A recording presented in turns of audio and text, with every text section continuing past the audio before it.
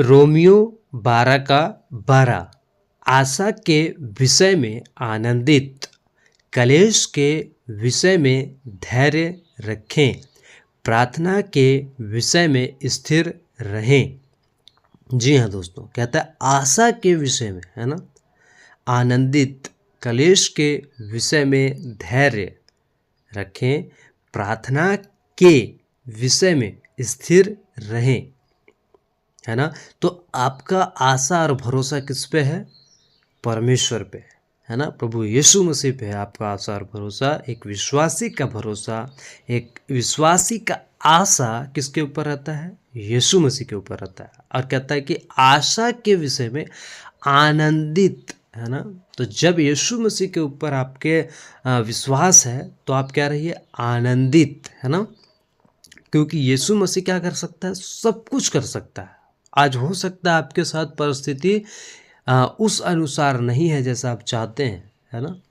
हो सकता है आपके जीवन में बहुत सारी घटनाएं हैं, बहुत सारी समस्याएं हैं, बहुत सारी दुख है, तकलीफ है ना। लेकिन कहता है कि आशा है किसके ऊपर? यीशु मसीह के ऊपर आशा है ना, क्योंकि यीशु मसीह ने ये वादा किया है कि अपने कलीसिया को एक दिन वो ले जाएगा, है ना। अपने दुल्हन को एक दिन वो ले जाएगा, और उसका दुल्हन कौन है? आप, एक विश्वासी, है ना। एक कलीसिया उसका क्या है? दुल्हन है ना। तो इस बात का क्या है? एक विश्वासी को आशा है ना। और इस आशा के विषय में क्या कहता है? कि आनंदित, है ना। तो एक दिन हमको परमेश्वर, एक दिन हमको यीशु मसीह क्या करेगा? ले जाएगा यहाँ से, है ना, वो अपने घर। कहाँ? स्वर्ग, है ना। तो इस विषय में क्या कहता है? आनंदित, है ना, आनंदित। कलेश के विषय में धैर्य रखें, है ना। तो जब कलेश है, आपके जीवन में दुख है, परेशानी है, सताव है ना, बहुत सारी बातें आपको आज नहीं समझ में आता है ना। देखिए दोस्तों, जब आप नए विश्वासी बनते हैं, जब आप नया आदमी रहते हैं और आप यीशु मसीह पे विश्वास करते हैं, तो बहुत सारी बातें आपको समझ में नहीं आता है ना। बहुत सारी बातें आपको कठिन लगता है, कैसे विश्वासी का जीवन जिए, कैसे मतलब वचन को नहीं समझ पा रहे हैं, वचन को नहीं जान पा रहे हैं, प्रचार नहीं करने ठीक से सक रहे हैं। तो इसके विषय में क्या कहता है? कि कलेश में स्थिर, है ना। कलेश किस चीज़ के लिए लिखा हो रहा है अभी? कि आपका सताव हो रहा है ना, आपका जीवन में उतार चढ़ाव आ रहा है। क्योंकि जब नया विश्वासी एक बनता है तो उसके जीवन में ये सारी घटनाएं होता है ना। बहुत सारी वचन जो होते हैं उनको भी शुरुआत में नहीं समझ में आता है ना। बहुत सारी योजनाएं उसको नहीं समझ में आता है ना। और ऊपर से घर में झगड़ा, बाहर झगड़ा, है ना। आपको घर में दे लोग सता रहे हैं, यीशु मसीह के विश्वास को लेकर आपको बहुत सारी कठिनाइयों का सामना करना पड़ रहा है। घर में आपको बहुत सारी गलत बातें बोला जा रहा है ना। झूठ झूठ बोल के इल्ज़ाम लगाया जा रहा है, जो कि मत्ती 5वां अध्याय में आप पढ़ेंगे तो झूठ झूठ बोलकर तुम्हें सताएंगे, झूठ झूठ बोलकर तुम्हें ये करेंगे, है ना। लिखा हुआ है वहाँ पे कि झूठ झूठ तुम्हारे विषय में बोलेंगे, है ना, और तुम्हारी निंदा करेंगे, है ना, ऐसा लिखा हुआ है। तो इसलिए कहता है कलेश के विषय में धैर्य रखें, है ना। परमेश्वर जब आपको इस बातों से गुजार रहा है ना, आपके जीवन में ऐसी घटनाएं होने दे रहा है ना, तो क्यों होने दे रहा है पता है? ताकि आप एक अच्छा, एक मजबूत बने, है ना। आपके जीवन में अगर सब कुछ अच्छा ही होते चला जाएगा तो आप मजबूत नहीं बन पाएंगे। जब आप थपेड़ा खाएंगे दुनिया का, जब थपेड़ा खाएंगे घर वालों का, तब आप अंदर से मजबूत बनते हैं। परमेश्वर आपको अंदर से मजबूत बना रहा है ना। जब आप विकट परिस्थिति में जाते हैं तो क्या होता है? आप मजबूत बनते हैं, है ना। परमेश्वर आपके जीवन में जानबूझ के ऐसी परिस्थितियां आने देता है, होने देता है कि आप क्या करें? इन बातों से सीखें, क्योंकि कल होके आप क्या करेंगे? परमेश्वर का काम करेंगे। कल होके आप परमेश्वर का एक अच्छा लीडर बनेंगे, एक अच्छा सेवक बनेंगे, एक अच्छा कलीसिया का रखवाला बनेंगे, चलाने वाला बनेंगे। तो आप ही अगर यदि जो सब बातों से मजबूत नहीं रहेंगे तो कैसे फिर चला पाएंगे, है ना। इसलिए कहता है कि कलेश के विषय में धैर्य रखें, है ना। तो जब आज आपके जीवन में, आज आपके परिवार में, घर में, मोहल्ले में, है ना, समाज में देश में अगर अच्छा नहीं हो रहा ना तो धीरज रखें, है ना। आपके जीवन में अच्छा नहीं हो रहा ना तो धीरज रखें, है ना, धैर्य रखें, है ना। बहुत सारी विपत्ति, बहुत सारी बातें आपके जीवन में अगर चल रहा है ना, उतार चढ़ाव चल रहा है ना, किसी का केस मुकदमा चल रहा होगा, किसी का एग्ज़ाम चल रहा होगा, या फिर किसी का घर में ऐसा सता होगा कि खाना पानी भी, हुक्का पानी भी बंद हो गया होगा, है ना, दाना पानी भी बंद हो गया होगा, बहुत सारी और भी घटनाएं, बहुत सारी और भी सताव, उसको आप लेके चल रहे हैं, है ना। और आप फिर भी आप क्या हैं, आशा किए हुए हैं किस पे, यीशु मसीह पे। आप विश्वास किए हुए हैं किस पे, यीशु मसीह पे। तो अंदर से आप क्या हैं, आनंदित भी हैं, खुश भी हैं यीशु मसीह के प्रति। साथ ही आपको कलेश का भी सामना करना पड़ रहा है ना। उसमें आपको क्या करना है, धीरज धरना है। कई लोग क्या करते हैं, इन सब घटनाओं को जब तक, अगर कोई बहन है तो उसको क्या किया जाता है, उसको गंदे तरीके से मतलब उसको सताया जाता है ना, उसके चरित्र को लेके या फिर उसके कैरेक्टर को लेके बोला जाता है ना। अगर वो सही भी है तो भी बोला जाता है ना। पहले मान लिया जाए गलत थी, अभी मसीह में आ गई तो वो सही है, उसके बावजूद उसको सताया जाता है, बोला जाता है ना। बहुत सारे उतार चढ़ाव आते हैं उसके जीवन में। तो इस बात को क्या करना होगा, समझना होगा, नहीं तो क्या हो जाएगा, आप नाश की ओर चले जाएंगे, आप गलत कदम उठा लेंगे अपने जीवन में, है ना। डिप्रेशन में आके क्या करेंगे, आप आत्महत्या तक का तो सोच सकते हैं। कई ऐसी बहनें हैं जो सताव आया, कोई उल्टा पलटा कोई बोला और वो अपने आप को क्या कर ली, आत्महत्या कर ली, है ना। तो इस तरह का घटना आपको बिल्कुल नहीं करना है ना। आपको वहाँ पे क्या करना है, आपको धीरज धरना है, क्योंकि परमेश्वर जब आपको चुना है तो आपको ऐसे थपेड़ों से, है ना, ज़िंदगी के जो उतार चढ़ाव है, ज़िंदगी के जो आपके उतार चढ़ाव जो आ रहे हैं, उससे बहुत सारी चीज़ें आप सीख रहे हैं। आप खुद जब अपने जीवन में देखेंगे तो जब आपके जीवन में ये सारी उतार चढ़ाव हो रहे हैं ना, तो आप सीख रहे हैं भाई बहुत सारी बातों को, आपने बहुत सारी चीज़ों को सीखा है। आप इस बात पे गौर कीजिए, इस बात पे आप ध्यान दीजिए, है ना। लेकिन ऐसी कोई भी हरकत नहीं कीजिएगा, जैसे आत्महत्या हो गया या फिर और इस तरह की कई बातें हो गया, है ना। आपको निराश होने की ज़रूरत नहीं है, क्योंकि आपका आशा कौन है, यीशु मसीह है ना। आपको घर में कोई साथ नहीं देगा, कोई बात नहीं। आपको मोहल्ले में कोई साथ नहीं देगा, आपके दोस्त, आपके रिश्तेदार कोई साथ नहीं देंगे, यहाँ तक कि आपका सगा भाई बहन, आपके माता पिता कोई साथ नहीं देगा, कोई बात नहीं। आप एक पे आशा रखिए, है ना, किस पे, यीशु मसीह पे। हो सकता है कि आपका प्रचारक जो आपका अगुआ है वो तक भी साथ नहीं दे रहा, आपकी परिस्थितियों को नहीं समझ पा रहा है, कोई बात नहीं। आपका आशा किस पे होना चाहिए, यीशु मसीह पे। तो जब आपका आशा यीशु मसीह पे होगा तो आप आनंदित होंगे, है ना। आप आनंदित होंगे अंदर से, और कलेश में क्या रहेंगे, स्थिर रहेंगे। और आगे कहता है प्रार्थना के विषय में स्थिर रख रहे, है ना, है ना। प्रार्थना, फिर आपको क्या करते रहना है, प्रार्थना करते रहना अपनी परिस्थितियों के लिए, अपने इन बातों से लड़ने के लिए आपको ताकत मांगना है परमेश्वर से, है ना। आपको प्रार्थना करना होगा इन सब बातों के लिए कि हमको दे परमेश्वर, इन परिस्थितियों को लड़ने में, हमको इस परिस्थितियों को सहने में, पार होने में हमको ताकत दीजिए, हिम्मत दीजिए, है ना। कई बार हम लोग को परमेश्वर सिखाने के लिए ऐसी ऐसी परिस्थितियां हमारे जीवन में जानबूझ के क्या होता है, देता है या फिर होने देता है, ताकि हम क्या कर सके, अंदर से बाहर से मजबूत बन सके, हम सीख सकें, है ना। क्योंकि हमको परमेश्वर सिखाना चाहता है। अगर आप उत्पत्ति से लेकर प्रकाशित वाक्य तक देखें तो जितने भी यीशु मसीह के भक्त थे, यीशु मसीह के, परमेश्वर के जितने लोग दास थे, सेवक थे, उनके जीवन आसान नहीं था दोस्तों, है ना। मूसा का जीवन आसान नहीं था, है ना। यहोशू का जीवन, जितने भी सेवक हैं, है ना, किसी का जीवन आसान नहीं था। बहुत सारे उनके जीवन में उतार चढ़ाव। पौलुस का बात करें, आसान था उसका जीवन। पतरस का बात करें, आसान था उसका जीवन, नहीं। उसी तरह और भी जितने चेले थे, है ना, पुराने नियम का ले लीजिए चाहे नए नियम का, उनका जीवन आसान नहीं था दोस्तों। शुरुआत में वो भी जब यीशु मसीह को जाने, वो भी जब परमेश्वर को जाने, तो बहुत सारी जीवन में उसके उतार चढ़ाव आया, लेकिन वो धीरे धीरे क्या होते गया, परिपक्व, है ना। पतरस क्या किया, 3 बार इनकार कर दिया मुर्गा का बांग देने का। यीशु मसीह उसको बोल के गया था कि ऐसा ऐसा तुम्हारे साथ होगा। जब दे दिया तब उसको अरे हाँ, यीशु मसीह तो ऐसा बोला था, है ना। तो गलतियां सबसे होती है। सोचिए, पतरस जैसा आदमी जो यीशु मसीह के सामने खड़ा होके, है ना, यीशु मसीह के आसपास खड़ा होके जब इस तरह का घटना में वो कर चुका है ना, या फिर यीशु मसीह का इनकार कर चुका। आज आपके साथ भी बहुत सारी परिस्थितियां आती होंगी, कोई बात नहीं, आपको आशा किस पे रखना है? यीशु मसीह पे, है ना। आपको अपना आशा, अपना भरोसा किस पे रखना है? यीशु मसीह पे। साथ ही आपको सीखते चला जाना है, गलतियों से सीखिए और फिर उस गलती को मत दोहराइए।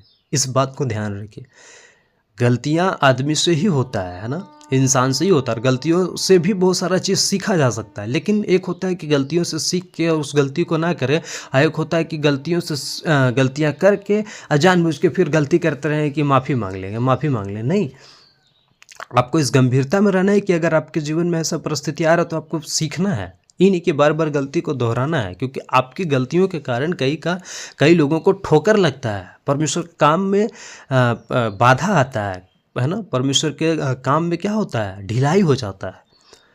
तो आपको गलतियां कर दिए, ठीक है ना, गलतियां करिए, मतलब जानबूझ के मत कीजिए, लेकिन हो जाता है गलती, चलो ठीक है, हो जाता है गलती, लेकिन उन गलतियों से सीखिए, उन गलतियों से आप दोहराइए नहीं, उन गलतियों को फिर से रिपीट मत कीजिए, उसको सीख के और आगे बढ़िए। उन गलतियों को आप सीख के, है ना, गलती होता है तो उससे सीखिए और उससे फिर आगे बढ़िए, फिर गलती करने का कोशिश मत कीजिए, है ना। तो क्या कीजिए? कलेश में क्या कीजिए? बोलता है कलेश में धैर्य रखें, है ना। जब आपकी परिस्थिति ऐसा आ गया तो क्या करिए? आप धैर्य रखें। बहुत सारे गलत कदम आप उठा लेते हैं, तो वो गलत कदम मत उठाइए, है ना। आप सही फैसला लीजिए, परमेश्वर की ओर से फैसला लीजिए, आप धीरज धरिए, है ना। इसीलिए तो कह रहा है स्थिर रहो। देखिए और क्या कहता है? प्रार्थना के विषय में स्थिर रहे। आपको क्या करना है? इन सब बातों के लिए, इन सब परिस्थितियों के लिए आपको प्रार्थना करना है। इन सब परिस्थितियों के लिए आपको अपने आप को परमेश्वर के हाथों में सौंपना है कि परमेश्वर कोई बात नहीं, हमको आज ऐसा मेरे जीवन में, आज मेरे जीवन में ऐसा परिस्थिति है परमेश्वर कि हम ना तो ठीक से अच्छा से वचन को पढ़ पा रहे हैं, ना समझ पा रहे हैं, ना और कुछ घर में कर पा रहे हैं। किसी के साथ आर्थिक समस्या होगा, किसी के साथ घर में लड़ाई झगड़ा होगा, किसी का शादी का समस्या होगा, किसी का और भी बहुत तरह का समस्या होगा, है ना। इन सब बातों में आपको क्या करना है? स्थिर रहना है ना।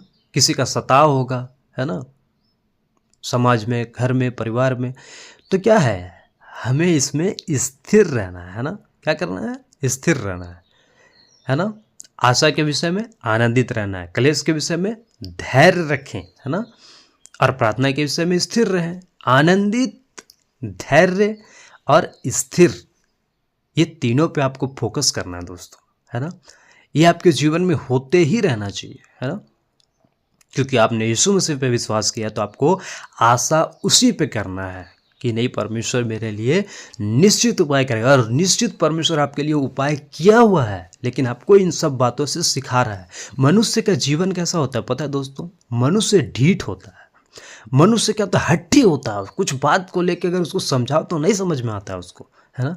मनुष्य का जीवन ऐसे, मनुष्य का स्वभाव ऐसा ही है। जब मनुष्य जो है, आदम जो है, पाप किया, शुरुआत में आदम हवा लोगों ने जो पाप किया ना, तो क्या किया? उसका स्वभाव बन गया पापी वाला, है ना। उसके बाद फिर जितना भी उसके बाद पृथ्वी पे मनुष्य आया, सब पाप पाप पाप पाप करता गया, क्योंकि उसका पाप पूरा जनरेशन में फैल गया, पूरा लोगों में फैल गया, पूरा दुनिया में फैल गया। आज हमारे और आपके जीवन में भी वो पाप फैल गया, है ना।